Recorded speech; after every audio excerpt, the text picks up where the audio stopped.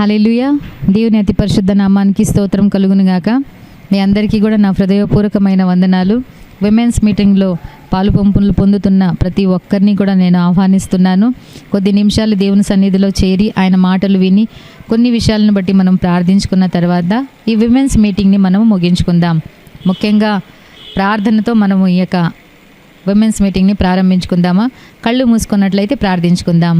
మహాఘనుడా, మహోన్నతుడా, పరిశుద్ధుడా, పరలోకపు తండ్రి, నీ పరిశుద్ధ నామానికి స్తోత్రములు. ప్రభా, ఇంతవరకు నీ రెక్కల చాటున మమ్మల్ని భద్రపరిచినందుకు మీకు వందనాలు, స్తోత్రాలు. నీ సన్నిధానానికి నడిపించి నీ మాటలు వినుటకు కొద్ది సమయము మీ సన్నిధిలో గడుపుటకు రాజా మమ్మల్ని జ్ఞాపకము చేసుకున్న దేవా, నీకు వందనాలు, స్తోత్రాలు చెల్లిస్తున్నాం.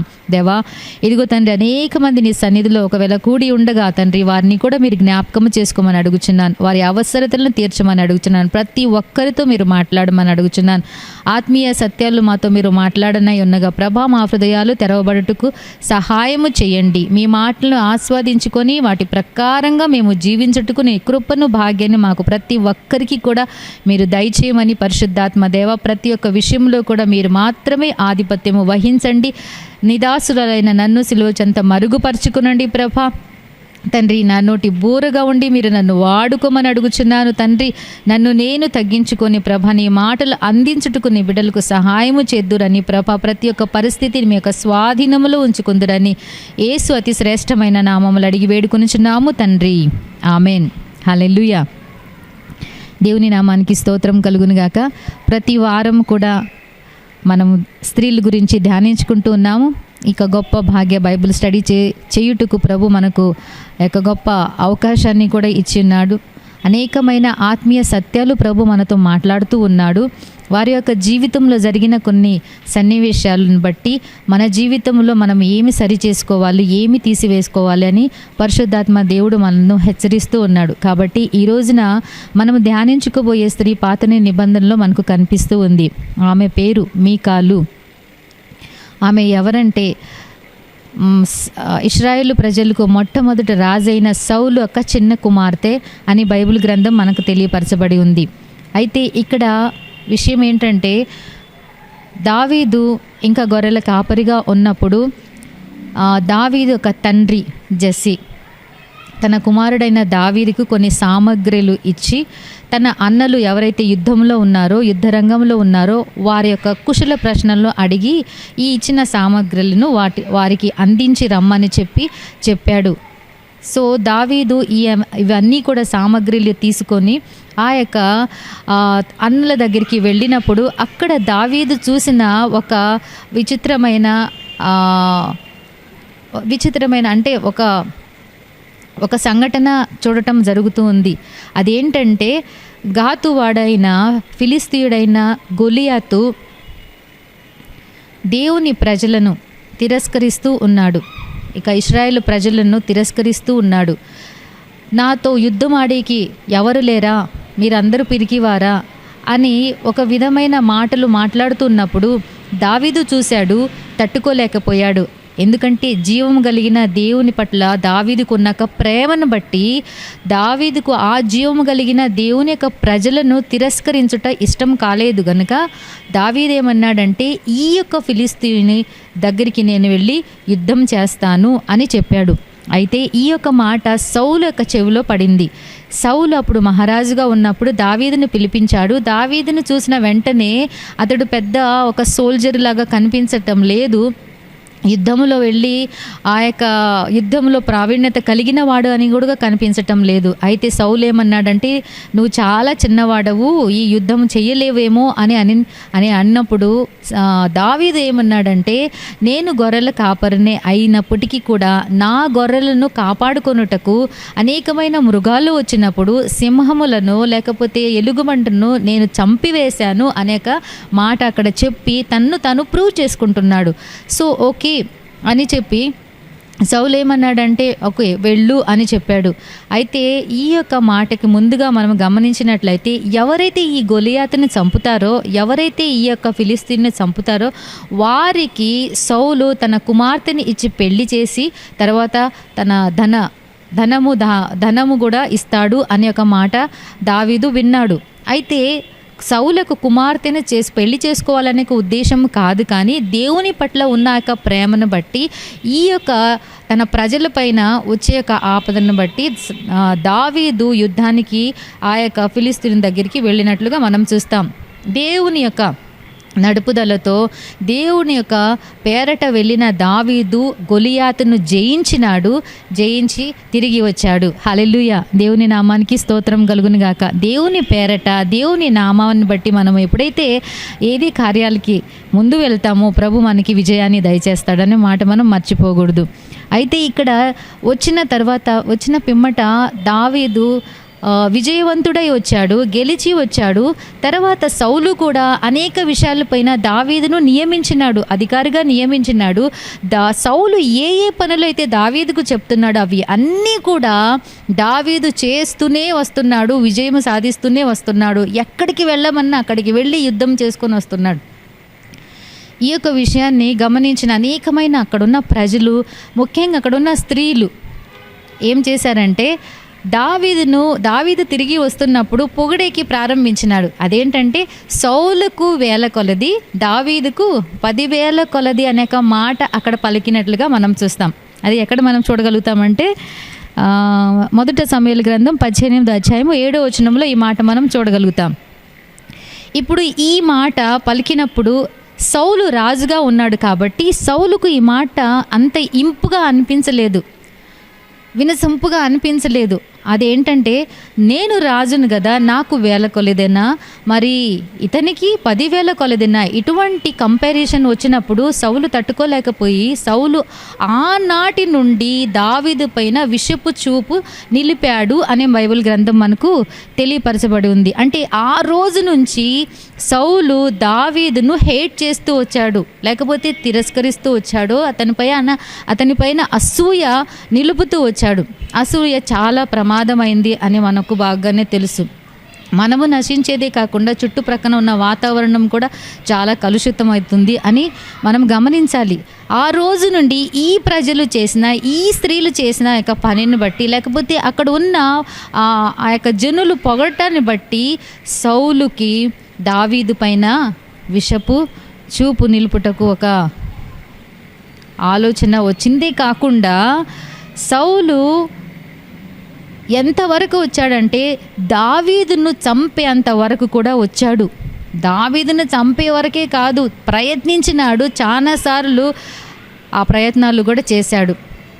ఎందుకు? దావీదుది ఏమైనా తప్పు ఉందా? చూస్తుంటే దావీదు ఏ తప్పు కూడా మనకు కనిపించటం లేదు. ఆ ఫిలిస్తీనుతో యుద్ధం చేసేకి ఎవ్వరు ముందుకు వెళ్ళినప్పుడు దావీదు సాహసం చేసి ముందుకొచ్చాడు.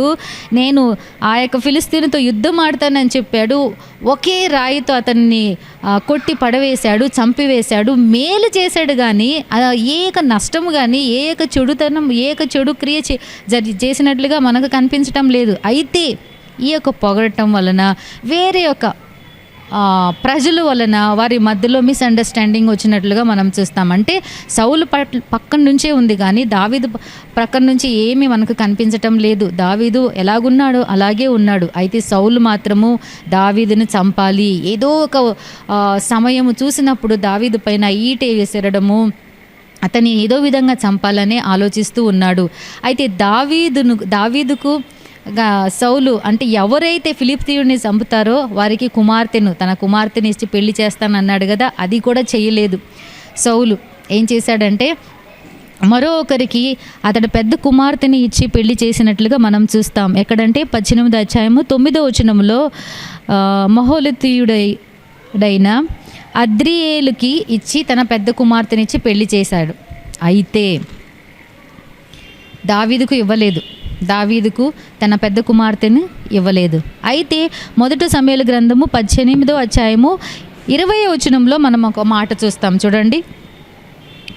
అయితే తన కుమార్తె అయిన మీకాలు దావీదు మీద ప్రేమ కలిగి ఉండగా సౌలు విని సంతోషించి ఆమె అతనికి ఉరిగా ఉండునట్లు ఫిలిస్తీయుల చెయ్యి అతని మీద ఉండునట్లు నేను ఆమెను అతనికి ఇత్తునని అనుకొనెను. చూడండి, ఇక్కడ మనకేం కనిపిస్తుంది? ఇక్కడ వచ్చింది అనమాట మీకాలు గురించి. మీకాలు దావీదు పైన ప్రేమ కలిగి ఉంది అని ఒక మాట మనం చూసాం. మీకాలు దావీదును ప్రేమించింది, దావీదుని ఇష్టపడింది. మరి దావీదు ఒక సౌందర్యాన్ని బట్టో, లేకపోతే అతని యొక్క బలాన్ని బట్టో, లేకపోతే తన శౌర్యాన్ని బట్టో, దేన్ని బట్టి ఆమె దావీదును ప్రేమించింది అని మనకైతే తెలియదు. కానీ బట్ బైబిల్ గ్రంథంలో ఏమని రాయబడి ఉందంటే మీకాలు దావీదుని ప్రేమించింది. మీకాలు దావీదును ప్రేమించింది అనే ఒక విషయం ఎప్పుడైతే సౌలుకు వినబడిందో సౌలు సంతోషించాడంట. సౌలు సంతోషించే ఒక వెనకల మంచి ఉద్దేశం కనిపించటం లేదు. ఎందుకంటే సౌలు ఎప్పుడు కూడా దావీదును చంపాలనే ఉద్దేశంతోనే ఉన్నాడు.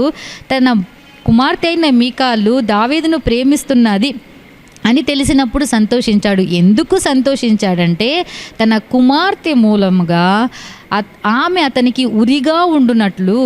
చూడండి, కపట ఉపాయంతో అతను సంతోషిస్తున్నాడు.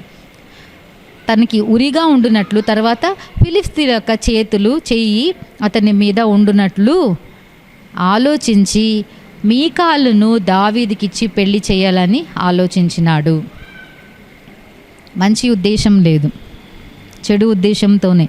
ఈమె నా కుమార్తె కదా, ఈమె దావీదుకి ఇచ్చి ఈమెను పెళ్లి చేసిన తర్వాత ఒకవేళ నేను దావీదుని చంపితే మరి ఈమె పరిస్థితి ఏమి అని కూడా సౌలు ఆలోచించలేదు. కానీ ఏ మాత్రంకైనా ఎంతవరకైనా దావీదును నేను చంపాలి, అందులో నా కుమార్తె బలి అయిపోయినా కానీ పర్వాలేదు అన్నట్లుగా కనిపిస్తూ ఉంది. కొందరి ఉద్దేశాలు ఇలాగుంటాయి, అందరు తండ్రులు ఇలాగ ఉండరండి. అయితే పెళ్ళి అయిపోయింది. అప్పటికి కూడా దావీదు అంటున్నాడు, నేనంత ధనవంతుడిని కాదు అనే ఎక్స్క్యూజెస్ అడుగుతున్నప్పటికి కూడా లేదు నువ్వు చేసుకోవాల్సినందే, మీకాలుని పెళ్లి చేసుకోవాల్సినందే అని మీకాలుని దావీదుకి ఇచ్చి పెళ్లి చేసినట్లుగా మనం బైబిల్ గ్రంథంలో ఇంకా చదువుకుంటూ వెళ్తే మనకు తెలుస్తుంది. పెళ్ళి అయిన తర్వాత కూడా దావీదును చంపాలనే ఒక ఉద్దేశమే కలిగి ప్రయత్నించినాడు. చాలాసార్లు ప్రయత్నించినప్పటికీ కూడా దావీదు చేతికి దొరకలేదు. అయితే ఒక రోజున మీకాలు అక్కడ ఇంట్లో దావీదు పడుకున్నప్పుడు ఒక వార్త మీకాలుకు వినబడినట్లుగా మనకు తెలియపరచబడి ఉంది. ఆమె తన భర్తకి ఏం చెప్తున్నదంటే, దావీదుకి ఏం చెప్తున్నదంటే, ఈ రోజున ఒకవేళ నువ్వు ఇక్కడ కానీ ఉంటే నా తండ్రి నిన్ను చంపివేస్తాడు, కాబట్టి ఇక్కడ నుండి పారిపో అని చెప్పి తన భర్తను కిటికీ నుండి కిందికి దింపి పారిపోయేలాగా అప్పటికే సౌలు తన సైనికులను అందరినీ పంపించాడు. తర్వాత వారు వచ్చి చూశారు, అక్కడ ఎవరు కనిపించటం లేదు. సౌలు కూడా వచ్చాడు. సౌలు వచ్చి చూసిన తర్వాత సౌలు దానికంటే ముందుగా ఆమె ఏం చేసిందంటే ఒక గృహ విగ్రహంను తీసుకొని దేవతను ఆ విగ్రహాన్ని తీసుకొని ఆ మంచం మీద పడుకోబెట్టి తర్వాత మేక వెంట్రుకలు తల దగ్గర ఉంచి దుప్పటి కప్పినట్లుగా మనం చూస్తాం. అంటే ఎవరో ఉన్నారు అన్నట్లుగా చూపించేకి చేసింది. కానీ సౌలుకి అది తెలిసిపోయింది. మరి సౌలు అడిగాడు, ఎందుకు ఇలాగ చేశావు, ఎందుకు ఇలాగ మోసం చేశావు అని అడిగినప్పుడు మీకాలు, నానా నేను నీ కుమార్తెను, మరి నాకు ఇలాగ చేస్తావో, ఎందుకు నాన్న ఇలాగ చేస్తావు అని ఒక్క మాట కూడా అడగలేదు. ఇంకా ఏమనిందంటే, నాన్న అతడు నన్ను చంపేస్తాడని చెప్పాడు కాబట్టి నేను అతను పోనిచ్చాను అని అబద్ధం చెప్పినట్లుగా కూడా మనం చూస్తాం. అయితే దావీదు అక్కడి నుంచి వెళ్ళిపోయిన తర్వాత సౌలు నుంచి తప్పించుకుంటూ లోయలో కొండలో నివసిస్తూ, ఆహారం ఉన్నదో లేదో మనకైతే తెలియదు, కానీ అయితే సౌలు నుండి తన ప్రాణాన్ని రక్షించుకోవాలనే ఒక ఉద్దేశంతో ఎక్కడెక్కడో నివసిస్తూ ఉన్నాడు. ఎంతో సమయం గడిచిపోయినప్పటికీ కూడా మీకాలు భార్యే కదా, మరి దావీదుని నిజంగా ప్రేమించింది అయితే నా భర్త ఎక్కడున్నాడో, నా భర్త ఏమి తింటున్నాడో, ఏమి చేస్తున్నాడో, ఎక్కడ నివసిస్తున్నాడో అని తన భర్త పైన ప్రేమను బట్టి అయినా భర్త వెనకల వెతుక్కుంటూ వెళ్ళలేదు, అట్లా దావీదు దగ్గరికి వెళ్ళలేదు. అలా తన తండ్రి దగ్గరికి వచ్చి కూడా ఎందుకు నాన్న ఇలాగ చేస్తున్నావు, ఎందుకు నాన్న ఇంత పగపట్టావు, ఇంత కక్ష పట్టావు, ఎందుకు నా భర్తను నువ్వు చంపాలని ఆలోచిస్తున్నావు, నా భర్తను చంపివేస్తే నన్ను కూడా చంపివేయి అని పోరాడలేదు తన భర్త కోసం. అలాగా మనకి ఏం కనిపించటం లేదు. కానీ అయితే ఆమె రోజు రోజుకి దావీదు పైన ఉన్న ప్రేమ మాత్రము ఆమెకు తగ్గిపోతూ వచ్చింది అన్నట్లుగా మనం గమనించగలుగుతాం. ఎందుకంటే నిజముగా ప్రేమించింది అయితే వెతుక్కుంటూ వెళ్ళేది, నిజముగా ప్రేమించింది అయితే ఈ యొక్క సమస్యకు పరిష్కారము కనిపెట్టేది. అయితే అలాగా కనిపించటం లేదు. అబీగయల్ని కానీ గమనించినట్లయితే చూడండి, ఎప్పుడైతే నాబాలు మోటువాడు దావీదు యొక్క జనులకు ఎటువంటి హెల్ప్ చేయలేదో, ఈ ఒక వార్త తీసుకొని దావీదు ఎవరు, యెషీ కుమారుడు ఎవరు అని అడిగినప్పుడు వీళ్ళు పాపము ఏదో సహాయము కోరేకి వచ్చారు, కానీ సహాయం ఏమి వారికి దొరకలేదు. దావీదు దగ్గరికి వెళ్ళినప్పుడు దావీదు ఏమన్నాడంటే ఇంకా చంపివేయాలనే ఒక ఉద్దేశంతో వస్తూ ఉన్నప్పుడు అబీగయలు అడ్డుపడింది. తన భర్త కోసము అబీగయలు తర్వాత దావీదు ఒక భార్య అయిపోయింది. కానీ తర్వాత విషయము అయితే ముందుగా తన భర్తను తన కుటుంబాన్ని కాపాడుకోవాలనే ఉద్దేశంతో తన భర్త మోటువాడే అని అనుకొని తనకు ఏదైతే ఆ సమయంలో ఆలోచన వచ్చిందో, దావీదుకి ఇప్పుడు కావాల్సింది ఏంది, ఆహారం కావాలి, వాళ్ళకి సహాయం కావాలనే అన్నీ కూడా సమకూర్చుకొని ఆమె దావీదు ఒక పాదాల దగ్గర సాగిలు పడినట్లుగా మనకు కనిపిస్తుంది. భర్త పైన ఒకవేళ ప్రేమ కానీ ఉండుంటే ఈ మీకాలు కూడా అలాగే ఏదో ఒకటి చేసి ఉండేది. నిజమైన ప్రేమ దావీదు వెనకలనే వెళ్ళిపోయేది. ఒకవేళ ఎవరు సహాయం చేసేవారు లేరా, యోనతాన్ ఉన్నాడు, దావీదుతో మంచి స్నేహం కలిగి ఉన్నాడు. యోనతాను సహాయం అన్నా తీసుకుండేది. ఏదో ఒక విధంగా మనసుంటే మార్గం ఉంటుంది అన్నట్లుగా ఏదో ఒక విధంగా తన భర్త దగ్గరికి చేరికి ప్రయత్నించేది కదా. అలాగే ఎటువంటిది క్రియ చేసినట్లుగా మనకు కనిపించడం లేదు. చాలా కాలం గడిచిపోయింది. అయితే ఈమె దావీదు పైన ఉన్న ప్రేమను కూడా చంపుకున్నట్లుగా మనం చూస్తాం. ఇంకెందుకులే, ఒకవేళ మనసులో అనుకొని ఉండవచ్చు, నా తండ్రి బ్రతికున్నంత కాలం కూడా నా భర్తను నన్ను బాగుగా ఉండనివ్వడు, నా భర్తను మాత్రము కనిపిస్తే ఇంకా చంపివేస్తాడు, ఇంకా నా బ్రతుకు ఇంతేలే అని ఒకవేళ అనుకొని ఉండి ఆమె దూరం వెళ్ళిపోయిందేమో దావీదు నుండి. ఆ ప్రేమను కూడా ఆమె చంపుకున్నదేమో అన్నట్లుగా మనకు అనిపిస్తూ ఉంది. అయితే దావీదు అక్కడ ఉన్నంగానే, అంటే దూరంగా ఉండినప్పుడే సౌలు ఏం చేశాడంటే మీకాలును మరో ఒకరికిచ్చి పెళ్లి చేశాడు. అప్పుడు కూడా మీకాలు, వద్దు నాన్న, నాకు ఆల్రెడీ పెళ్ళి అయిపోయింది కదా, నేను ప్రేమించిన ఒక వ్యక్తితో నాకు పెళ్ళైపోయింది కదా, వద్దు నాన్న అని కూడా ఆమె ఏమీ చెప్పలేదు. ఒకవేళ భయమేమో, తండ్రి అంటే అంత భయపడి ఇంకా నన్ను కూడా ఎక్కడ చంపివేస్తాడు అనే ఒక భయంతో ఒకవేళ అలాగే ఉండిపోయిందేమో. అయితే వేరే వారికి భార్యగా ఆమె అయిపోయినట్లుగా మనం చూస్తాం. అయితే మీకాలు జీవితంలో నుండి ఆత్మీయ సత్యాలు అంటే ఏ విషయాలు పరిశుద్ధాత్మ దేవుడు మనతో మాట్లాడనై ఉద్దేశించున్నాడంటే చూడండి, 1 సమూయేలు గ్రంథము 18వ అధ్యాయము 20వ వచనంలో మీకాలు దావీదును ప్రేమించింది అనే ఒక మాట మనం చూస్తాం. మీకాలు దావీదును ప్రేమించింది. అయితే ఆ ప్రేమ అలాగే నిలిచి ఉన్నదా? ఆ ప్రేమ అలాగే ఉన్నదా? ఏ ప్రేమ అయితే ఆమె మొదటగా చూపించిందో ఆ ప్రేమ అలాగే ఉన్నట్లుగా ఉందా? ఒకవేళ ప్రేమ ఉండుంటే ఇవన్నీ కూడా చేసేది. భర్త దగ్గరికి చేరేకి ఎన్నో ప్రయత్నాలు చేసేది, తన తండ్రితో పోరాడేది తన భర్త కోసం, లేదా భర్త వచ్చేంత వరకు ఆమె నిలిచి ఉండేది. అలాంటిది ఏమీ కనిపించటం లేదు. అయితే ఆమె మనసు మార్చుకున్నది. దావీదు పైన ఉన్న యొక్క ప్రేమ కేవలము తన బలాన్ని బట్టో తన అందాన్ని బట్టో ఒకవేళ ఉండవచ్చు, అలాంటి ప్రేమ కాదు. ఈ రోజున అనేక మంది వివాహం చేసుకుంటారు.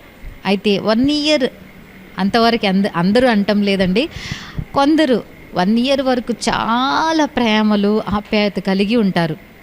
అయితే కొంత సమయం అయిపోయిన తర్వాత ఇంకా పాతగిలుతూ ఉంటుంది, వారి ప్రేమలలో కొన్ని మార్పులు జరుగుతూ ఉంటాయి. అయితే యేసయ్య ప్రేమ ఎలాంటిదంటే శాశ్వతమైన ప్రేమతో నిన్ను నేను ప్రేమిస్తున్నాను అని ఆయన చెప్తున్నాడు. హల్లెలూయా, దేవుని నామానికి స్తోత్రం కలుగును గాక. అయితే ఈమె మర్చిపోయింది, కానీ అయితే దావీదు మాత్రము మర్చిపోనట్లుగా మనకు ఇంకా ముందు చదువుకుంటూ వెళ్తే మనకు అర్థమవుతుంది. ఏమి మర్చిపోయింది, ప్రేమను మర్చిపోయింది. ప్రేమలు ఎలాగుంటాయంటే అశాశ్వతమైన ప్రేమలు, ఈ కాలంలో ఉండే ఒక ప్రేమలు అలాగుంటాయి. 1 ఇయర్ అంతవరకే. తర్వాత ఎవరి దారి వాళ్ళది, ఎవరి పనులు వాళ్ళవి, ఎవరి బాధ్యత వాళ్ళవి. అందరూ అలాగుంటారని కాదు, కానీ అందరూ చాలామంది కూడా మొదటిగా ఏ ప్రేమతో ఉన్నారో అదే ప్రేమ కలిగి జీవించేవారు కూడా లేకుండా పోలేదు. జీవితాంతం వరకు అదే ప్రేమతో వారు ఒకే ఆలోచనలే కానీ అది మొదటి రోజుగా ఒకరి పట్ల ఒకరు ఏ ప్రేమ కలిగి ఉన్నారు అదే ప్రేమతో ఉండే వారు లేకుండా కూడా పోలేదు, ఉన్నారు. యేసయ్యను నీ యొక్క ఆరంభ దినాల్లో ఎంతగానో ప్రేమించావు. నీ ప్రార్థన జీవితమే కానీ దేవుని యొక్క పరిచర్యలో నువ్వు వచ్చి ఆయన యొక్క సన్నిధిలో మోకరించి ఆయన కొరకు ఆ యొక్క తృష్ణే కానీ ఆయన కార్యాలు చేయాలని ఒక ఆలోచనలే కానీ ఆ యొక్క ప్రయాసే కానీ నీకు ఎంతగానో ఉన్నది. అయితే ఇప్పుడు రాను రాను రాను రాను ఆ ప్రేమ తగ్గిపోతుంది, చల్లారిపోయింది. ప్రేమ అది తగ్గిపోయింది, ఆ ప్రేమ కనిపించటం లేదు. ఎందువలనంటే దేవుని పట్ల నీకు ఏదో నువ్వు పొందుకున్న తర్వాత ఏం చేసావంటే ఇంకా నాకు సమస్తము కూడా దొరికిపోయింది కదా అన్నట్లుగా దేవుని పట్ల నువ్వు నిర్లక్ష్యంగా ఉన్నట్లుగా కనిపిస్తూ ఉన్నావు. ఏ ప్రేమ అయితే నువ్వు దేవుని పట్ల మొట్టమొదటిగా చూపించినావో, నువ్వు ప్రేమించలేదు కానీ దేవుడు మొదటిగా నిన్ను ప్రేమించాడు. అది నువ్వు గుర్తుపెట్టుకోవాలి. దేవుడు నిన్ను వెతుక్కుంటూ వచ్చాడు.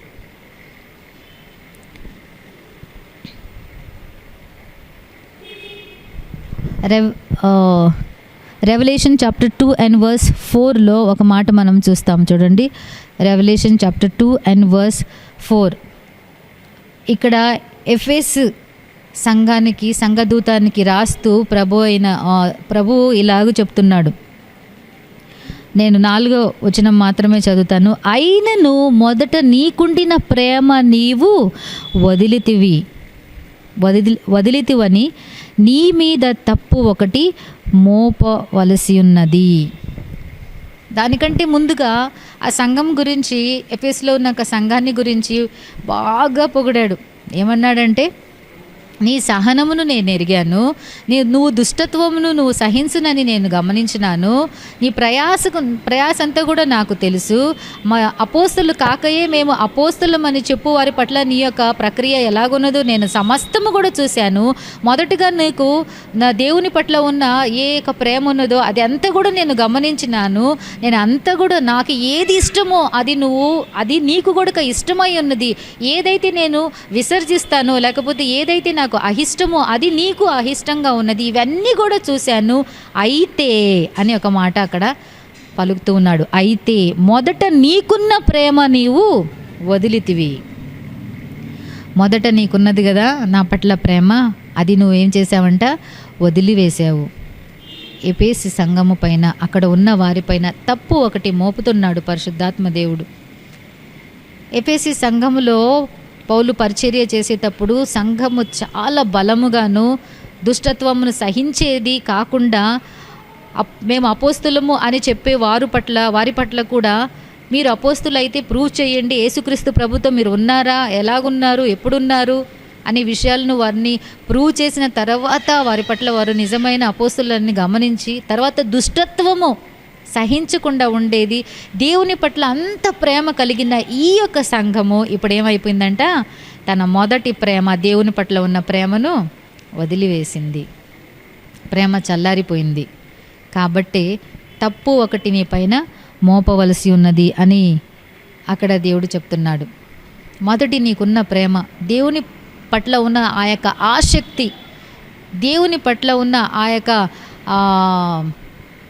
ఆ మంట ఇప్పుడు కనిపించటం లేదు. నీ ఓన్ థింగ్స్లో నువ్వు బిజీ అయిపోయావు. ఏం పనిలో? సంపాదన విషయంలో. నీ సంపాదన విషయంలో నువ్వు బిజీ అయిపోయావు. దేవుడు నీకు ఇచ్చిన ఆ యొక్క ప్రణాళిక, దేవుడు నీకు ఇచ్చిన ఆ యొక్క గొప్ప తరుణం, ఆ యొక్క గొప్ప పిలుపును నువ్వేం చేస్తున్నావు అంటే నిర్లక్ష్యం చేస్తున్నావు. కాబట్టే ఆ మొదటి ప్రేమ ఇప్పుడు కనిపించటం లేదు. ఆ ప్రేమ కనిపించటం లేదు. అయ్యో తండ్రి దేవా నాకు దిక్కు ఎవరు అనే దేవుని దగ్గరికి కన్నీరు కారుస్తూ వచ్చినప్పుడు రానా బిడ్డ అని నిన్ను హత్తుకున్న రోజులు మర్చిపోయావా? ఎక్కడ ఉద్యోగం లేని స్థితిలో చేతిలో ఒక్క పైసా కూడా లేని ఒక పరిస్థితుల్లో నువ్వు ఉన్నప్పుడు ప్రభు నీకు మంచి అసలు నువ్వు ఉద్యోగం చేసేకి కూడా అర్హుడువో అర్హురాలువో కానప్పటికీ నీకు మంచి ఉద్యోగము నీ కోసము ప్రభు ఇచ్చినప్పుడు ఆ ప్రేమను మర్చిపోయావా? ఉద్యోగమే నీకు ముఖ్యమైపోయిందా? సంపాదనే నీకు ముఖ్యమైపోయిందా? దేవుని ఆత్మల పట్ల లేకపోతే దేవుని కార్యాల పట్ల దేవుని పట్ల ఉన్న ఆ యొక్క ప్రేమను మర్చిపోయి ఇవి అన్నీ కూడా నువ్వు ఏం చేసుకున్నావు? వాటిని నువ్వు సొంతం చేసుకోవాలని వాటిపై నువ్వు మనసు ఉంచావు కాబట్టి ఆ ప్రేమను నువ్వు ఏం చేసావంట? మర్చిపోయావు. ఈమె కూడా ఇక్కడ కానీ గమనించినట్లయితే బైబిల్ గ్రంథంలో మనకు క్లియర్గా చెప్పబడింది ఏంటి? మీకాలు దావీదును ప్రేమించింది అని. అయితే పరిస్థితి ఎలాగన్నా కానీ ఆ ప్రేమ అలాగే ఉండాలి. కానీ భర్త పైన ఉన్న ప్రేమ పరిస్థితులను మారిపోతే భర్త పైన ప్రేమ మారొచ్చునా? పరిస్థితులు మారిపోయినాయి. దావీదు ఎక్కడికో వెళ్ళిపోయాడు. దావీదు వచ్చేకి ఆస్కారం లేదు. సౌలు ప్రక్కనున్నాడు. అంతవరకే నా ప్రేమ? మరి అదే నా ప్రేమ? దేవుని ప్రేమ ఎలాంటిదంటే అన్కండిషనల్ లవ్. ఆయన ప్రేమకు ఎటువంటి కండిషన్ లేదు. శాశ్వతమైన ప్రేమ. ఏదో ఒకరోజు రెండు రోజులు చూపించే ప్రేమ కాదు అది. ఈ లోక సంబంధమైన ప్రేమ అలాగుంటుంది. అయితే దేవుని ప్రేమ శాశ్వతమైన ప్రేమతో నేను ప్రేమిస్తున్నాను అని ఆయన చెప్తున్నాడు. అటువంటి ప్రేమను కలిగి మనం జీవించాలని దేవుడు ఆశిస్తూ ఉన్నాడు. మీకాలు అలాంటి ప్రేమ, శాశ్వతమైన ప్రేమ ఆమెలో కనిపించటం లేదు. అశాశ్వతమైనది, ప్రేమను మర్చిపోయినది, ప్రేమ లేనిదిగా కనిపిస్తుంది. ఆమె ప్రేమను వదిలివేసిందిగా మనకు కనిపిస్తూ ఉంది. అలాంటి ప్రేమ కలిగి మనం జీవించకూడదు. ఏ ప్రేమ కలిగి నువ్వు ఒకరి పట్ల చూపించిన ప్రేమ శాశ్వతంగా ప్రభు ప్రేమ నీలో ఉంటే ఆ ప్రేమ అలాగే ఉంటుంది. సో మీకాలు మొట్టమొదటిగా ఏంటంటే తన మొదటి ప్రేమను ఆమె ఏం చేసింది? వదిలివేసింది. మొదటి ప్రేమను మరిచిన మీకాలు, మొదటి ప్రేమను మరిచిన మీకాలు. శ్రేష్టమైన వాడు దావీదు, దేవుని ఇష్టానుసారుడైన దావీదు. అటువంటి వ్యక్తుడు ఇంకా ఎక్కడా లేడు. ఇటువంటి వ్యక్తిని కూడా ఇటువంటి వ్యక్తిని ప్రేమించింది, అయితే మర్చిపోయింది. రెండోదిగా మనం కానీ చూసుకున్నట్లయితే 1 సమూయేలు గ్రంథము 19వ అధ్యాయము 13వ వచనంలో ఇంకొక విషయము ఆమె గురించి మనం చూస్తాము. చూడండి. తరువాత మీకాలు ఒక గృహదేవత బొమ్మను తీసి మంచము మీద పెట్టి మేకబొచ్చు తలవైపున ఉంచి దుప్పటి కప్పివేసి అనే ఒక మాట మనం అక్కడ చూస్తాం. ఈ విషయం ఎప్పుడు జరిగిందంటే ఎప్పుడైతే తండ్రి తన భర్తను చంపేకి వస్తున్నాడు అనే ఒక విషయము ఆమె తెలుసుకున్నదో దావీదును అక్కడి నుండి పారిపోమ్మని ఆమె చెప్తున్న ఒక సమయంలో దావీదును అక్కడి నుంచి పారిపోయేకి సహాయం చేసింది. అయితే ఆమె గృహములో అంటే ఆమె ఇంటిలో ఒక గృహదేవత ఉందంట. ఆ దేవత ఎక్కడి నుంచి వచ్చింది? సౌలు మొదటిగా నిజమైన దేవుణ్ణి ఆరాధించేవాడే, యెహోవా దేవుణ్ణి ఆరాధించేవాడే, యెహోవా దేవుణ్ణి సేవించేవాడే, యెహోవా దేవుడే అతన్ని అభిషేకించినాడు, రాజుగా నియమించినాడు అని మనం చూస్తాం. తన తండ్రి కూడా దేవుణ్ణి ఆరాధించేవాడు అయినప్పటికీ కూడా ఈమెకు గృహదేవత ఎక్కడి నుండి వచ్చింది? గృహదేవతని, ఆ విగ్రహాన్ని ఈమె పూజించకుండా ఉంటే అది ఎక్కడి నుంచి ఈమెకి వచ్చింది అంటే ఆమె విగ్రహారాధన చేస్తూ ఉంది అనే ఒక మాట మనం గమనించగలుగుతాం. విగ్రహారాధన చేస్తున్నందుకే కదా మరి గృహదేవత ఒక బొమ్మ అక్కడ మనకు కనిపిస్తూ ఉంది. విగ్రహారాధన అనేది దేవునికి చాలా చాలా చాలా చాలా అహిష్టమైన పని. నిర్గమకాండము 20వ అధ్యాయము 4వ వచనంలో 10 ఆజ్ఞలలో 4వ ఆజ్ఞ, ఈ యొక్క ఆజ్ఞను ప్రభు ఇచ్చినాడు. అదేంటంట, పైన ఆకాశమందే కానీ క్రింద భూమి అందే కానీ భూమి క్రింద ఉన్న నీళ్ల ఎందే కానీ ఇండు ఏ రూపమైనను విగ్రహమైనను నీవు చేసుకొనకూడదు, వాటికి సాగిల పడకూడదు, వాటిని పూజింపకూడదు. ఖచ్చితంగా చెప్పాడు. దేవునికి అహిష్టమైనది, నాకు చెందవలసిన మహిమను ఇంకా వేరే వాటికి నేను చెందనివ్వను. రోషము కలిగిన దేవుడుని దేవుడు విగ్రహారాధన చేసే ఒక విషయములో ఆయన చాలా కోపించే దేవుడు. మోషే 40 రోజులుగా దేవుని యొక్క సమ్ముఖంలో కొండపై నుంచి కిందికి వచ్చేకి ముందుగానే 40 రోజులు అక్కడ ఉండిపోయాడు కదా. మరి మోషే ఏమైపోయాడు అని ఇశ్రాయేలు ప్రజలు ఏం చేశారంటే, మాకు దేవుడు మమ్మల్ని ఇంకా ముందుకు కొనసాగించేకి ఒక దేవుడిని చెయ్యని అహరోన్ని ఏం చేశారంటే తొందర పెట్టారు. సో అహరోను ఏం చేశాడంటే వారి యొక్క బంగారము అవన్నీ కూడా తీసుకొని వచ్చి ఒక దూడను చేసినట్లుగా మనం చూస్తాం. ఆ దూడే దేవుడు అని ఆ దూడను ఆ బంగారపు దూడను ఆరాధిస్తూ ఉన్నప్పుడు దేవుని యొక్క ఉగ్రహము అక్కడ మనం చూస్తాం. దేవునికి అయిష్టమైన పని వారు చేసి వాటికి మ్రొక్కుతూ ఉన్నప్పుడు సహించలేకపోయాడు. అదేవిధంగా రాహేలు గురించి కూడా రాహేలు కూడా ఒక పని చేసింది. ఎప్పుడైతే యాకోబు తన భార్యలను తీసుకొని వెళ్ళిపోతూ ఉన్నాడో, రాహేలు ఏం చేసిందంట, లాబాను దగ్గర నుండి తన తండ్రి ఇంటి దగ్గర నుండి ఒక గృహ దేవతను దొంగిలించుకొని తీసుకొని వచ్చిందంట. మరి అంతగా ఏమీ ఉన్నదో విగ్రహారాధన. యాకోబు నిజమైన దేవుడిని ఆరాధించే ఒక భర్త ప్రక్కనున్నప్పుడు, నా భర్త ఈ యొక్క మార్గంలో వెళ్ళిపోతున్నాడు కదా, నేను కూడా అదే మార్గంలో వెళ్ళాలనే ఉద్దేశం లేదు, కానీ హృదయములో ఆ యొక్క విగ్రహము ఆమె నిలుపుకొని ఉంది. తన తండ్రి ఇంటిలో నుండే ఆ విగ్రహాన్ని దొంగిలించుకొని తీసుకొని వస్తున్నప్పటికీ అబద్ధం కూడా చెప్తుంది. నా గృహదేవత ఎక్కడని లాబాను వెనకొచ్చాడు, ఏమో తెలియదు అని చెప్తుంది. ఈ రోజున కేవలము బొమ్మలు మాత్రమే, విగ్రహాలు మాత్రమే, ఆ యొక్క బొమ్మ రూపకంలో ఉన్న అయ్యే విగ్రహాలు అని మనం అనుకోకూడదు. దేవుని యొక్క స్థానములో ఏదైతే నీ జీవితంలో ఉందో, అంటే మొట్టమొదటిగా నువ్వు దేవునికి స్థానం ఇవ్వాలి. ఆ స్థానము అంటే ఆ ప్లేస్ని దేవునికి ఇవ్వకుండా ఆ ప్లేస్లో ఇంకొకటి ఏదైనా ఉందా, అది నీ భార్యే కానీ నీ భర్తే కానీ, దేన్నైతే నువ్వు ఎక్కువగా ప్రేమిస్తున్నావు, ఉద్యోగమే కానీ, డబ్బే కానీ, ఏదైనా కానీ, నీ పిల్లలే కానీ, నీ ఆస్తే కానీ, నీ ఇల్లు కానీ, దేన్నైతే నువ్వు ఎక్కువగా, నీ చదువే కానీ, దేవుని కంటే నువ్వు ఎక్కువగా ప్రేమించేది నీ యొక్క జీవితంలో అది విగ్రహంగా మారుతుంది అని నువ్వు గమనించాలి. ఫస్ట్ ప్లేస్ నీ జీవితంలో నువ్వు ఎవరికి ఇవ్వాలంటే దేవునికి ఇవ్వాలి. నీ జీవితంలో దేవునికి తప్ప మరి ఇంకా దేనికైనా నువ్వు ఇచ్చిన ఎడల స్థానము అది నీ జీవితంలో విగ్రహం అవుతుంది అని నువ్వు మర్చిపోకూడదు.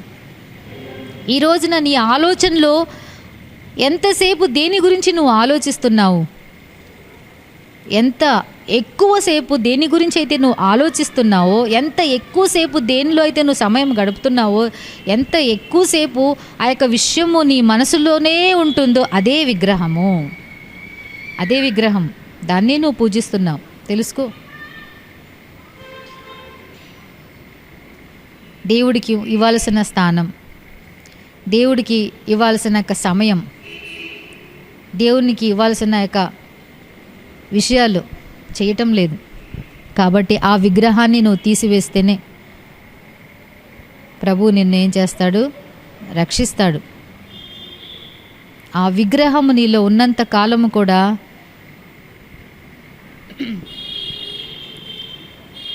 ప్రభు నీలో సంతోషించలేడు. విగ్రహము తీసి ఏ యొక్క రూపంలో ఆ విగ్రహము నీ యొక్క హృదయంలో ఉందో ఆ విగ్రహాన్ని తీసి పడివి. ప్రభు నిన్ను దీవించాలని కోరుతున్నాడు, ఆయన నిన్ను ఆశీర్వదించాలని కోరుతున్నాడు. అయితే ఆ యొక్క విగ్రహం ఉంది కదా, అది అడ్డుగా ఉంది. దేవునికి ఇచ్చే ప్లేస్ మొదటగా ఆయనకిచ్చే ప్లేస్ ఆయనకిచ్చిన ఎడల, తర్వాత ఇవన్నీ కూడా చేయకూడదా, మరి ఉద్యోగం అవసరం లేదా, మరి సంపాదన అవసరం లేదా, మరి కుటుంబం చూసుకోకూడదా అని అనుకోవచ్చు. అయితే మొదటగా దేవునికి ఇవ్వాలి. మొదటగా నీ యొక్క హృదయంలో, మనసులో, ఆలోచనలో దేవుని గురించే ఆలోచనలు ఉండాలి, దేవుని గురించే మాటలు ఉండాలి. ప్రతి ఒక్కటి కూడా నీకు ఎక్కువసేపు ఏదైతే ఆలోచిస్తావో దేవునికి సంబంధించిందే ఉండాలి. తర్వాత నీ ఉద్యోగం, తర్వాత నీ అన్ని విషయాలు, తర్వాత నీ సంపాదన మర్చిపోవద్దు.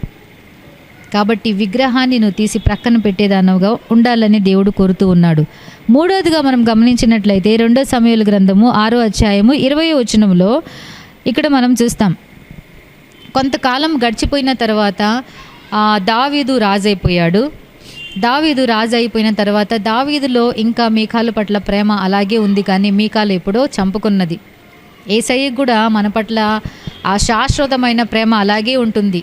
కాకపోతే మనమే దూరంగా వెళ్ళిపోతాం, మన సొంత ఆలోచనలతో ఆ యొక్క ప్రేమ నుండి దూరంగా వెళ్ళిపోతాం. అయితే యేసయ్య మనల్ని ఎప్పుడు వస్తుండ్రా నా దగ్గరికి అని ఎదురు చూస్తూ ఉంటాడు.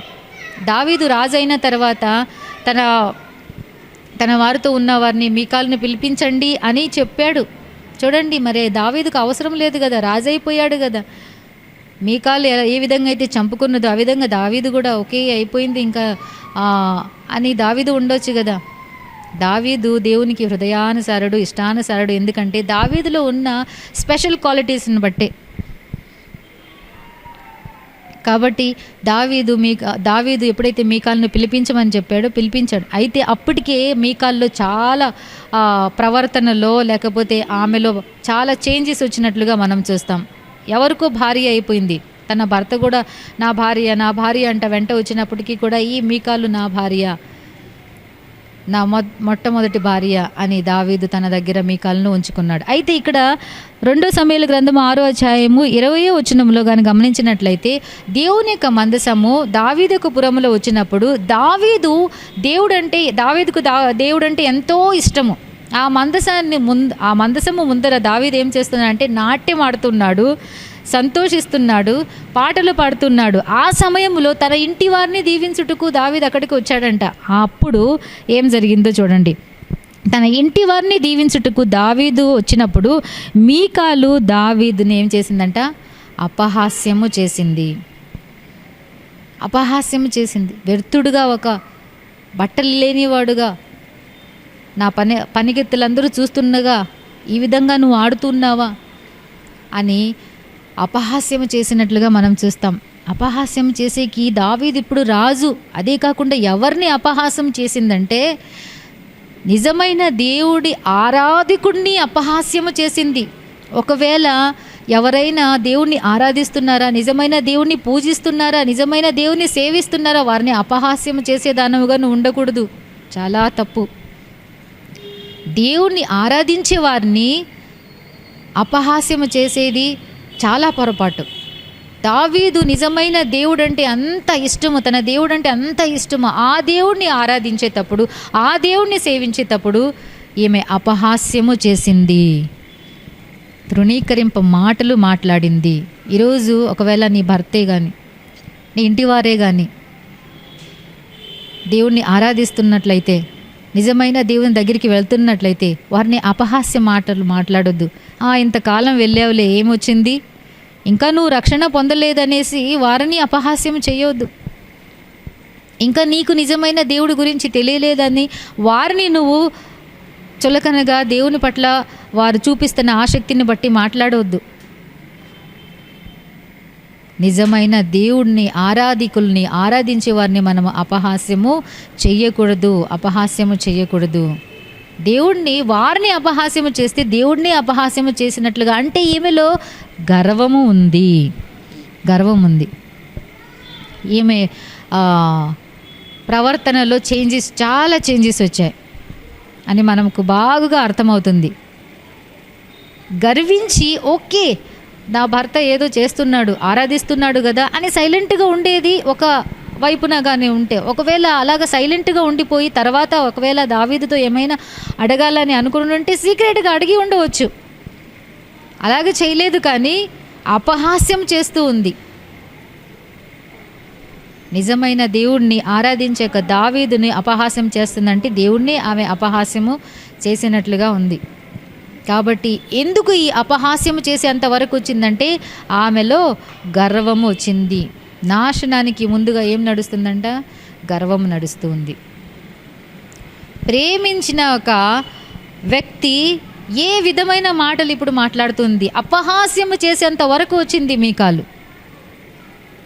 ఓకే, ఏదో అయిపోయింది, మరలా నా భర్త నా దగ్గరికి వచ్చాడు, నేను ప్రేమించిన నా భర్త నా దగ్గరికి దేవుడు తీసుకొని వచ్చాడు, నా ప్రవర్తన నేను చేంజ్ చేసుకొని ఏదో నేను చేసిన తప్పును బట్టి అతని దగ్గర సారీ అని చెప్పుకొని మరలా నేను నా భర్తను,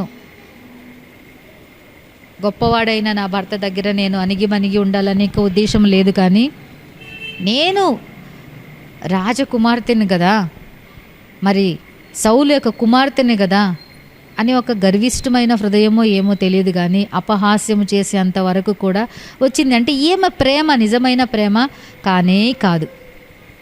ఈమె ప్రేమించింది కేవలం బాహ్య రూపంగా, అంటే పైన ఉన్న ఒక ఆకారాన్ని బట్టే ఏమో తెలియదు.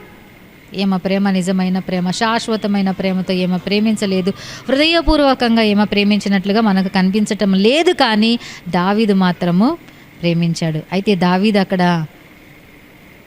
ఆమెను ఏమి శిక్షించలేదు. కానీ ఇక్కడ బైబిల్ గ్రంథంలో కానీ మనం చదువుకున్నట్లయితే మరణము వరకు సౌలు కుమార్తె అగు మీకాలు పిల్లలు కనక ఉండెను. అపహాసించితే శిక్ష కూడా ఉంటుంది కదా. దావీదు రాజు పెళ్లి చేసుకున్న అందరికీ కూడా బిడ్డలు కలిగారు. కానీ మీకాలుకు మాత్రము ఆమె గొడ్రాలుగా ఉండిపోయింది. అంటే ఆమెకు పిల్లలే కలగలేదు. అంటే దావీదు ఆమె దగ్గరికి ఇంకా రాలేదు అని అర్థం. చాలా జాగ్రత్తగా మనము ఉండాలి. దేవుని యొక్క బిడ్డలని, దేవుని ఆరాధించే వారిని అపహాస్యము చేస్తే దానికి కాన్సిక్వెన్సెస్ కూడా మనం ఫేస్ చేయాల్సి వస్తుంది. అనేక మంది ఈ లోకంలో ఉన్నారు, దేవుని ఆరాధించే వారిని అపహాస్యం చేసేవారు ఉన్నారు. వారి సంగతి వేరే, వారికి తెలియదు. అయితే వారిని క్షమించు ప్రభా అని చెప్పేంత వరకే మనం ఉండాలి. అపహాస్యము నువ్వు చేయబడినప్పుడు, అపహాస్యము నిన్ను ఎవరైనా చేస్తున్నప్పుడు ప్రభా వీరిని క్షమించు, నీ రుచి వారు ఎరుగులాగిన సహాయం చేయి అని మనం చెప్పేవారంగా ఉండాలి. మీకాలు జీవితంలో నుండి మనం నేర్చుకున్న 3 విషయాలు ఏంటంటే, మీకాలు నిజంగా దావీదును ఒకవేళ ప్రేమించి ఉంటే ఆమె దావీదును అపహసించేది కానీ కాదు. సమయం ఎంత గడిచిపోయినా కూడా ఆమె దావీదును అపహసించేది కాదు. రెండోదిగా ఆమెలో ఆ యొక్క విగ్రహారాధన అలాగే నిలిచిపోయింది. మూడోదిగా ఇంకేంటంటే ఆమె దావీదు పైన ఉన్న ప్రేమను మర్చిపోయినట్లుగా మనం చూస్తాం. దేవుడి పట్ల నీకు ఉన్న మొదటి ప్రేమను మర్చిపోయావా? ఒక్కసారి గమనించుకో. మొదటిగా ఏ ఆసక్తితో అయితే దేవుని మందిరానికి నువ్వు వస్తున్నావో, ఏ ఆసక్తితో దేవుని కార్యాల్లో పాలు పంపులు పొందుతున్నావో, ఏ ఆసక్తి దేవుని పట్ల నువ్వు చూపిస్తున్నావో, ఈ రోజుకి కూడా అదే ఆసక్తి చూపిస్తున్నావా? ఒకవేళ చూపిస్తున్నావంటే నువ్వు ప్రేమ కలిగి ఉన్నావు. లేదు అంటే నువ్వు మొదట ఉన్న ప్రేమను మర్చిపోయావు, వదిలివేశావు అని గమనించాలి. తర్వాత నీ హృదయంలో ఏదైనా దేవునికి ఇచ్చే యొక్క స్థానంలో ఇంకా వేరే ఏదైనా ఉందా? నీ ఆలోచనలో వేరేది ఏదైనా ఉందా? అది విగ్రహముగా ఉంది కాబట్టి ఆ విగ్రహాన్ని తీసి పడవి. ఎప్పుడు అది ఎక్కువైతే ఏదైతే నువ్వు ఆలోచిస్తావో అదే విగ్రహం, ఆ విగ్రహాన్ని తీసి పడవే అని దేవుడు కోరుతున్నాడు. మూడవదిగా ఎవరైనా కానీ దేవుని దగ్గరికి వెళ్తున్నారా, దేవుని ఆరాధిస్తున్నారా, దేవుని సేవిస్తున్నారా, వారికి సపోర్ట్ చేయగాని వారిని అపహాసించకూడదు, వారిని వెనక్కు లాగొద్దు. వారికి సపోర్ట్ చేయగలిగితే సపోర్ట్ చేసి పర్వాలేదు ముందుకు వెళ్ళు అని చెప్పాలి, కానీ లేదా సైలెంట్గా ఉండాలి అంతవరకే. కానీ అపహాస్యము చెయ్యకూడదు, అపహాస్యము మనము చెయ్యకూడదు. కాబట్టి ఇలాంటి ఏదైనా మన జీవితంలో ఉన్నాయా, ఎక్కడైనా కానీ ఉన్నాయా, వాటిని ఒకవేళ విగ్రహం అనేది మన హృదయంలో ఉందా, తీసిపడివి. ఒకవేళ దేవుని పట్ల ఉన్న ప్రేమను మర్చిపోయావా, దేవుని పట్ల ఉన్న ఆ యొక్క శ్రద్ధను ఇప్పుడు అశ్రద్ధగా నువ్వు చూపిస్తున్నావా? ఏదోలే పోదాంలే, ఎప్పుడోలే స్టార్ట్ అయ్యేది, ఇంకా ఇంతసేపు కూర్చోవాలా కదా అని ఒక అశ్రద్ధ చూపిస్తున్నావా? అశ్రద్ధ తీసి పడవి. ప్రభు అదే అడుగుతున్నాడు. ప్రభు కోరేది ఏంటంటే, మొదటిగా నువ్వు ఏ ప్రేమతో అయితే దేవుని ప్రేమిస్తున్నావు అదే ప్రేమ ఆయనకు కావాలి. ఆయన తప్పు ఒకటి మోపుతున్నాడంట. ప్రకటన గ్రంథంలో మనం చదువుకున్న ప్రకారంగా మన పైన తప్పు మోపేకి ముందుగానే మనల్ని మనం ఏం చేసుకోవాలి? సరి చేసుకొని, ప్రభువా నన్ను క్షమించు, దేవా నేను అశ్రద్ధ చూపించినాను, వర్ధిల్లేకి ముందుగా నేను చాలా బాగా నీ పట్ల ప్రేమ కలిగి ఉన్నాను, వర్ధిల్లేకి ముందుగా నేను హీన స్థితిలో ఉన్నప్పుడు నీ సేవలో బాగుగా ఉన్నాను ప్రభా, ఇప్పుడు వర్ధిల్లిన తర్వాత నే ప్రేమ తగ్గిపోయినది ప్రభా, నన్ను క్షమించి ఆయన పాదాల పైన పడినప్పుడు ప్రభు తప్పకుండా నిన్ను క్షమించే దేవుడిగా ఉన్నాడు. ఆ ప్రేమ మరలా నువ్వు పొందుకుంటావు. దేవుని ప్రేమ ఎలాంటిదంటే శాశ్వతమైన ప్రేమ, అన్కండిషనల్ లవ్. ఆ ప్రేమను మరలా దేవుని యొక్క ప్రేమలో నువ్వు ఎల్లప్పుడూ కూడా వర్ధిల్లుతూ ఉంటావు. కళ్ళు మూసుకుందాం, ప్రార్థించుకుందాం. మహాగణుడా, మహోన్నతుడా, పరిశుద్ధుడా, పరలోకపు తండ్రి, నీ పరిశుద్ధ నామానికి స్తోత్రములు, వందనాలు ప్రభా. ఇంతవరకు రాజా తండ్రి మీ కాలు జీవితముల ద్వారా నాయనా మాతో మీరు మాట్లాడిన అనేకమైన ఆత్మీయ సత్యాలను బట్టి నీకు వందనాలు, స్తోత్రాలు చెల్లిస్తున్నాం ప్రభువా. తండ్రి మొదటగా చూపించిన ప్రేమ ఆమెలో రాజా తండ్రి కనిపించలేదు, కానీ ప్రభా తండ్రి మీరైతే శాశ్వతమైన ప్రేమతో ప్రేమిస్తున్నాను అని రాజా వాగ్దానము చేసిన దేవుడు అయ్యా. తండ్రి మాలో ఎటువంటి నిర్లక్ష్యము మీ వైపు నాయనా మీ పట్ల ఉందేమో తీసి పడవేసి మమ్మల్ని క్షమించి తండ్రి అదే ఆసక్తి అదే ప్రేమ కలిగి మేము జీవించలాగిన మీ పట్ల సహాయము చేయమని అడుగుచున్నాం తండ్రి దేవా. మాలో ఉన్న యొక్క తండ్రి మీకు ఇవ్వవలసిన యొక్క మొదటి స్థానము ఇంకా వేరే విషయాలకి మేము ఒకవేళ ఇస్తున్న ఎడల ప్రభా మమ్మల్ని క్షమించి ప్రభా తండ్రి నైనా ఆ విగ్రహాన్ని తీసివేసి ప్రభా నిన్ను మా జీవితంలో మొదటగా ఉంచుకుండేకి మేము నైనా తండ్రి ప్రయాసపడులాగిన కృపను చూపించమని అడుగుచున్నాను దేవా. నీ మాటలే కానీ తండ్రి నీ ప్రజల్నే కానీ అపహసించే వారంగా ఉండకుండా ప్రభా తండ్రి ప్రోత్సహించి ముందుకు నడిపించే వారంగాను ప్రభా ఉండులాగిన నీ దయను కృపను మా పైన కుమ్మరించమని అడుగుచున్నాను. కూడి వచ్చిన ప్రతి ఒక్కరిని దీవించండి, ఆశీర్వదించండి, మేలు చేయండి ప్రభా తండ్రి. ఎందరైతే అనారోగ్య స్థితిలో ఉంటున్నారో ప్రతి ఒక్కరిని తాకమని అడుగుచున్నాను. అప్పుల బాధలో ఉంటున్న ప్రతి ఒక్క బిడ్డల్ని కూడా మీరు జ్ఞాపకము చేసుకోమని అడుగుచున్నాను ప్రభా తండ్రి. ఇదిగో రాజా నీ వైపున ఇంకా ఏ విషయాలను బట్టి ఎదురు చూస్తున్నారో అటువంటి వారికి రాజా తండ్రి వారిని మీరు దర్శించమని అడుగుచున్నాను ప్రభా. కృపను చూపించమని అడుగుచున్నాను దేవా. సంఘాన్ని జ్ఞాపకము చేసుకోనండి. సంఘంలో ఉన్న ప్రతి ఒక్క పరిచర్య మీకు మహిమకరంగా ఉండలాగిన సహాయము చేయండి ప్రభా. 40 days ఫాస్టింగ్ ప్రేయర్లో పాలు పంపులు పొందుతున్న అనేక మంది తండ్రి ఫాస్టింగ్లో ఉంటున్న వారిని మీరు జ్ఞాపకము చేసుకోమని అడుగుచున్న మీ శక్తిని మీ బలాన్ని వారికి అనుగ్రహించి రాజా నిల్లకడగా తండ్రి ఆ యొక్క ఉపవాసము తండ్రి కొనసాగుటకు కృపను చూపించమని అడుగుచున్నాను. సాతానుడికి ఏ మాత్రమును రాజా వారి జీవితంలో చోటు ఇవ్వకుండా రాజా తండ్రి మీ కంచె కాపుదల భద్రత క్షేమాన్ని వారికి దయచేయమని వారి కుటుంబాలకి దయచేయమని అడుగుచున్నాను దేవా. అదేవిధంగా సంఘ కట్టబడుట కూడా నీ కృపను చూపించండి దేవా. యేసయ్యా తండ్రి మీకే వందనాలు, స్తోత్రాలు నైనా. సంఘంలో ఉన్న ప్రతి ఒక్క చంటి బిడ్డలు మొదలుకొని వృద్ధాప్యంలో ఉన్న ప్రతి ఒక్క బిడ్డల్ని కూడా మీరు దీవించి ఆశీర్వదించి నైనా మీరు మహిమ పొందమని అడుగుచున్నాను దేవా. అదేవిధంగా సంఘంలో పరిచర్య చేసే వారిని తండ్రి అనేక విధాలుగా సహకరించే వారిని ప్రభా ప్రతి ఒక్కరిని కూడా దీవించమని అడుగుచున్నాను. సంఘానికి రాలేక ప్రభా తండ్రి ఆన్లైన్ ద్వారా వీక్షిస్తున్న ప్రతి ఒక్క బిడ్డల్ని కూడా మీరు దీవించి ఆశీర్వదించమని అడుగుచున్నాను దేవా తండ్రి. ఇదిగో ప్రభా అదేవిధంగా రాజా ఎగ్జామ్స్ రాసే బిడ్డలను మీరు జ్ఞాపకము చేసుకోనండి. ప్రాక్టికల్స్ కానీ నైనా థియరీ కానీ నైనా తండ్రి ఎగ్జామ్స్ రాస్తున్న ప్రతి ఒక్క బిడ్డకు రాజా మీ తోడును దయచేయమని మంచి ఉన్నతమైన రాజా మార్క్స్ పొందుకొని వారి మీకు మహిమకరంగా జీవించుటకు సహాయం చేయమని అడుగుచున్నాను నైనా తండ్రి. నైనా విద్యా అభ్యాసం నిమిత్తము రాజా తండ్రి ఉద్యోగాల నిమిత్తము దూర ప్రాంతాలకు వెళ్తున్న నీ బిడ్డల్ని కూడా మీరు జ్ఞాపకము చేసుకోమని అడుగుచున్నాను. వారు ఎక్కడున్న రాజా మీ యొక్క దూతల్ని వారికి కావలి ఉంచమని అడుగుచున్నాను. ఎల్లప్పుడూ మీ మార్గంలో నడిచి కృపణ ధన్యతను వారికి దయచేయమని అడుగుచున్నాను. మీ కంచె కాపుదల భద్రత క్షేమాన్ని వారికి అనుగ్రహించండి. ఏ కీడు వారి దరిదాపులకు కూడా రాకుండా సహాయం చేయమని అడుగుచున్నాను దేవా. అదేవిధంగా ప్రభా తండ్రి ఇదిగో రాజా తండ్రి నైనా ఎందరైతే బర్త్డేస్ జరుపుకుంటున్నారో ప్రభా తండ్రి, ఎందరైతే మంచి శుభదినాలు నైనా తండ్రి ఈ యొక్క మాసంలో జరుపుకోబోతున్నారో ప్రతి ఒక్కరిని కూడా మీరు జ్ఞాపకం చేసుకోమని అడుగుచున్నాను దేవా. అదేవిధంగా తండ్రి నైనా మా యొక్క దేశాన్ని మీరు జ్ఞాపకము చేసుకోనండి ప్రభా తండ్రి. నైనా మా దేశాన్ని మీరు రాజా స్వస్థపరచమని అడుగుచున్నాను ప్రభా తండ్రి. ఇదిగో రాజా ఈ యొక్క వైరస్ నుంచి ప్రభా తండ్రి మీరు పూర్తిగా మాకు విడుదలను దయచేయండి దేవా. ఇంతవరకు ఇచ్చిన ఆయన కృపను బట్టి రాజా, ఇంతవరకు ఇచ్చిన సమాధానాన్ని బట్టి మీకు వందనాలు స్తోత్రాలు చెల్లిస్తున్నాం దేవా. అదేవిధంగా తండ్రి ఇంకా ఏ కీడు మా దరిదాపులకు రాకుండా రాజా మీ కంచెను వేసి ప్రభా మమ్మల్ని కాపాడమని అడుగుచున్నాను తండ్రి. అదేవిధంగా గర్భిణి అయినా ఎవరైతే రాజా గర్భఫలము కోసం ఎదురు చూస్తున్నారో వారి గర్భాలను మీరు తెరవమని అడుగుచున్నాను దేవా. చంటి బిడ్డలు కలిగిన వారు కూడా ఉంటున్నారు, వారికి మంచి నాయన తండ్రి చంటి బిడ్డలకు నాయన ఆరోగ్యంను దయచేయండి, నీ కృప తోడుగా ఉంచమని అడుగుచున్నాను.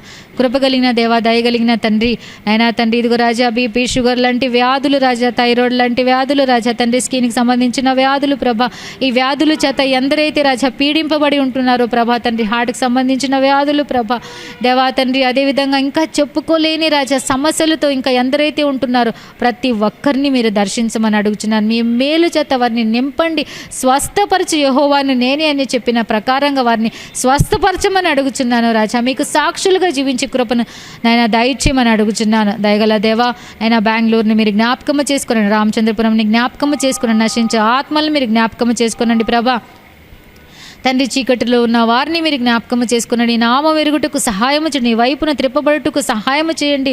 నలుమూలాల జరుగుతున్న మీ యొక్క పరిచర్యలను మీరు జ్ఞాపకము చేసుకునండి ప్రభా. సమస్త ప్రజలు ప్రభా నిన్ను ఎరిగి రాజా నీ వైపును తిరిగి రాజా తండ్రి నైనా ప్రభా నైనా తన పాపాలు రాజా తండ్రి తన అతిక్రమములు ఒప్పుకొని జీవించుటకు కృపను దయచేయమని అడుగుచున్నాను. సహాయము చేయండి దేవా తండ్రి నైనా. ఇంకా రక్షణ భాగ్యము లేని వారికి ప్రభా తండ్రి మీరు జ్ఞాపకము చేసుకొని రాజా బాప్తిసాలు ఉంటుండగా ప్రభా తండ్రి ఆ బిడ్డలతో మీరు మాట్లాడండి ప్రభా. నిలకడగా విశ్వాసములో తండ్రి నీలో జీవించుటకు సహాయము చేయమని అడుగుచున్నాను. ఇంకా అనేక మందిని మీ రాజ్యము కోసము రాజా తండ్రి మీరు రాజా తండ్రి జ్ఞాపకము చేసుకోమని అడుగుచున్నాను ప్రభా. నీకు వందనాలు స్తోత్రాలు. మా కుటుంబాల పట్ల రాజా మీ యొక్క కృపను చూపించండి, మా బిడ్డల పట్ల మీ యొక్క కృపను చూపించమని అడుగుచున్నాను. మీ కంచెని వేయండి రాజా, మీ కాపుదలను దయచేయండి ప్రభా తండ్రి. అదేవిధంగా రాజా నైనా తండ్రి సమస్త విషయంలో మీరు మాత్రమే మహిమ పొందమని ఇంతవరకు మా మధ్యలో మీరు ఉన్నందుకు మీకు వందనాలు స్తోత్రాలు చెల్లిస్తూ యేసు నామములు అడిగి వేడుకొనుచున్నాము తండ్రి, ఆమెన్. Praise lord. దేవుడు మిమ్మల్ని అందరినీ దీవించి ఆశీర్వదించును గాక. ఆమెన్.